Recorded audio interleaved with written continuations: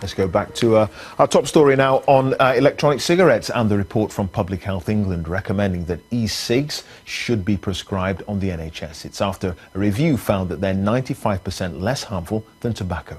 Well, Gerry Stimson is an emeritus professor of social science from Imperial College London. He specialises in tobacco harm reduction, and he can join us now via webcam. Hello to you, Gerry. Good to see you. Thanks for being with us.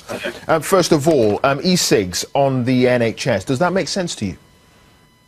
Well, I wouldn't put it at the top of my priority list. I certainly want to see more smokers switching to e-cigs, but I think this issue of prescribing is a little bit diversionary. We've got to say, is it needed? If so, for whom? And are there downsides to the idea? But could save 75,000 lives a year, apparently. Could save a lot of lives, but the key thing about e-cigarettes is that this has been an extraordinary consumer-led health initiative.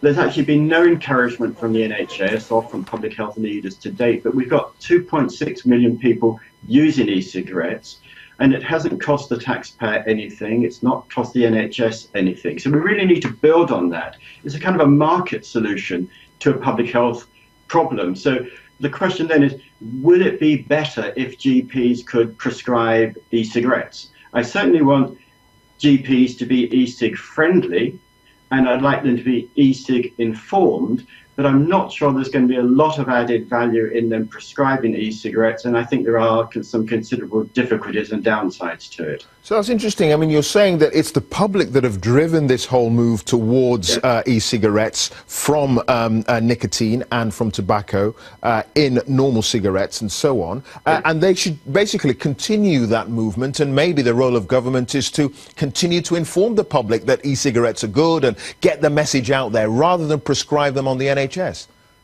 This report from Public Health England is extremely important because it shows, as you said, that e-cigs are 95% less harmful than cigarettes. I would probably put it nearer 99%. It's okay to use nicotine. Nicotine doesn't cause cancer. The report also says that smoking cessation clinics should be e-cig friendly. There are a lot of things we can do to support this consumer initiative, but prescribing from GPs will not necessarily be part of that. The downsides, if GPs prescribe e-cigarettes, they would have to be medically licensed. This is costly, it's lengthy, it's actually quite cumbersome, and you'd end up really with a lot of rather boring, outdated products. This is a very fast-moving market. Products rapidly become outdated. It takes about 3 years to get a licensed product. So GPs would be extremely limited in what they could prescribe. And there'd be a restriction on consumer choice, because what's fascinating about e-cigarettes is that there's a huge choice out there of types of device, flavors, strengths. That's all actually part of the fun. People are not medicating themselves. They're not going to a GP for help. But they're using devices that they like to use. But there'd be a lack of consumer choice and pretty boring products, I think. The one area where this is important is for people who really can't afford to get on the e-cigarette first stage, because they can't afford it. So maybe starter packs from GPs or starter packs from smoking cessation clinics. But overall, it's not going to make a big contribution. Okay. There are other things that will. All right, Gerry. I mean, so you're making a big distinction here between e-cigarettes and, say, nicotine patches and gum, which are already prescribed on the NHS. They are prescribed, and what's interesting is that the use of nicotine patches and gums is declining as the use of e-cigarettes is increasing.